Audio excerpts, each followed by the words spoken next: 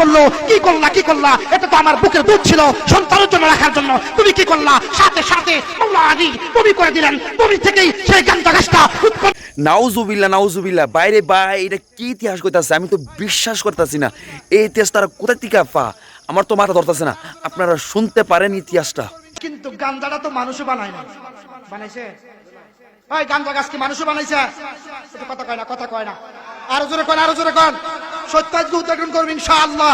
আলোচনা তো আলোচনায়, কথা বলেন ঠিক কিনা? এটা আল্লাহর প্রদত্ত ক্ষমতা বলে এই গাছটা হয়েছে, কিন্তু শরীয়তে নিষেধ করেছে। কারণ কি? এটা খাইলে তোমার জ্ঞান শক্তি থাকবে না, অন্য চিন্তায় চলে যাবে। যার কারণে ওয়াজ করুনি পাগলা বলতেছেন তাবাররুকা রুজালাহু ওয়া নাবিয়াকা মিন বাদিহি ওয়া নূরুল আজলা।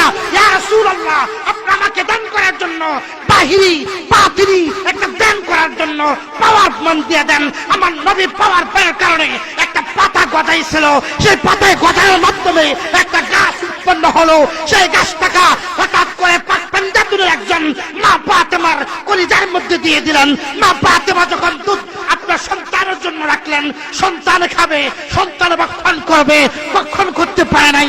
তৎকালীন মাওলা আলী এসে সেই দুধটা ভক্ষণ করলেন। ফাতেমা বলল, কি করলা কি করলা, এটা তো আমার বুকের দুধ ছিল সন্তানের জন্য রাখার জন্য, তুমি কি করলা? সাথে সাথে মাওলা আলী বমি করে দিলেন। বমি থেকেই সেই গাঁজা গাছটা উৎপন্ন হয়েছে। চলে চলে কি বলা যাবে? আল্লাহু আকবার। এত সোজা? হ্যাঁ, প্রত্যেকটা গাছের রহস্য রয়েছে।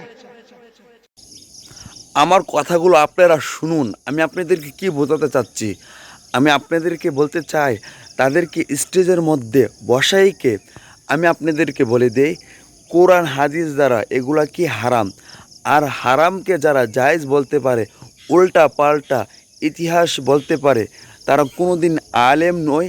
তাদের কাজ হলো এই উম্মাকে শুধু বিভ্রান্ত করা। এজন্যই বলতে চাই, হক্কানি আলেম ওলামার সাথে থাকুন, বেদাতি থেকে বন্ড থেকে আপনারা সতর্ক থাকুন। আজকের ভিডিওটা থেকে আপনাদেরকে বলতে চাই, তারা যত যুক্তি দেখ এগুলা কি হারাম, এই জাতিকে শুধু বিভ্রান্ত করে তারা। আল্লাহ তাআলা সবাইকে বোঝার তৌফিক দান করুক। আজকের ভিডিওটা শেয়ার করে সবাইকে দেখার সুযোগ করে দিবেন। আজকের ভিডিওটা পর্যন্তই। ভালো থাকবেন, সুস্থ থাকবেন। আসসালামু আলাইকুম ওয়া রাহমাতুল্লাহি ওয়া বারাকাতুহু।